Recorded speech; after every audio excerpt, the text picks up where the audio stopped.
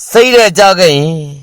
3စင်တီမီတာကိုသတိရပါဝါပင်တပင်က3စင်တီမီတာကြီးဖို့အတွက်4နှစ်အချိန်ပေးရတယ်အဲ့ဒီ4နှစ်နောက်ပိုင်းမှာတော့ဝါပင်တပင်ဟာတစ်ရက်ကိုလည်း30စင်တီမီတာအထိကြီးထွားနိုင်ပါတယ်6ဘက်အတွင်းထဲမှာ15မီတာလောက်အမြင့်ကိုရောက်နိုင်တယ်ဒါဟာဘာလို့လဲဆိုတော့ပထမအဦးဆုံး4နှစ်မှာအဲ့ဒီဝါပင်ကအမြင့်မှာအခြေခံအောင်လို့အားစိုက်နေလို့ပဲဖြစ်ပါတယ်ဒါကြောင့်မို့လို့ဒီနေ့ကိုလုံးသမျှအကျိုးရလက်မမြင်ရတဲ့အချိန်မှာကိုကြိုးစားတဲ့လောက်အရာမထင်ဘူးလို့ထင်တဲ့အချိန်မှာဝါပင်လေးကိုသတိရလိုက်ပေါ့ကိုက10မီတာမြင့်ကျင်10မီတာအတွက်အခြေခံအောင်လုပ်ရမယ်အဲ့ဒီတော့အချိန်ကလည်းတစ်နှစ်ကြာရင်ကြာမယ်ကိုက100မီတာမြင့်ကျင်100မီတာအမြင့်ခံနိုင်တဲ့အခြေခံရှိရမယ်အဲ့ဒီတော့10နှစ်အချိန်ပေးရင်လည်းပြီးရလိမ့်မယ်ဒါကြောင့်မလို့ကိုကြိုးစားသလောက်ချက်ချင်းအကျိုးမမြင်ရရင်လည်းစိတ်သက်ကြပြီးတော့